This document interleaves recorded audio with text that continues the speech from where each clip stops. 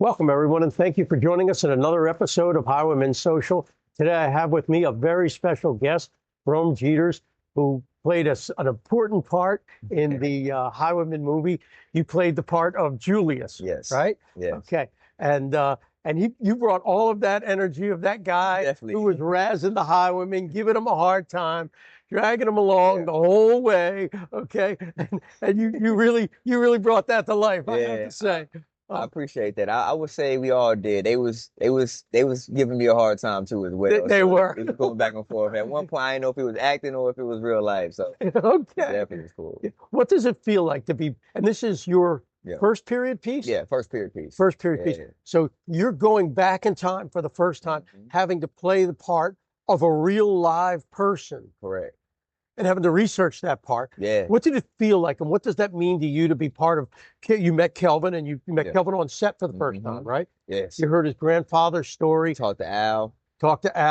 What was it like to be to go back in time and actually carry these personalities forward? Honestly, it kind of was like a research paper, like you said. I had to do my homework. I had to call people. I had to Google. I had to check census to see who the Funderburks was, try to find a family, and then actually feel like him at that time. Like, how would Julius feel if somebody's with his woman? How would Alfred feel if his friend is feeling? I was just trying to determine different scenarios and put myself in that scenario at that timepiece. Right, so you're going back to the 60s. Yeah, I'm going back to it's a different time. That you only have reference material for, but you've never really lived. But you got to speak to Al, and when you hear him from his heart talking about what life was like and how it all played out, I guess it gave you a better opportunity. No, I did. It gave me everything. After I talked to you and called Al, he really gave me everything I needed to know, and I guess I kind of summoned his spirit. So, like I said, when I came in there, I felt like Julius. You were ready to do it. Like, yeah, I'm here. It's 1961 right now. I felt it. I felt like I was in his presence. I felt like it was a timepiece. Just like the cover, I felt like we was here. The shirts, the oranges, everything. I felt like we wasn't acting, we was living it. Yeah, and then you did some shoots. We did some shoots in Atlanta, and then we did some shoots in North Carolina, and we moved around a fair amount getting it done. We did a lot. Both your first and second shoots were great. Man, what was your favorite piece?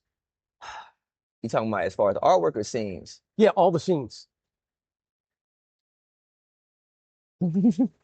Okay, first I'm gonna say my scene with me and Jonelle when I don't want to tell too much when we was at the bar, and we kind of was going back and forth at the bar. Also, the crying scene when Malcolm X and Martin died, I felt like that was a good timepiece because we was arguing at the bar. We stopped. You can see her on camera. She's dropping tears.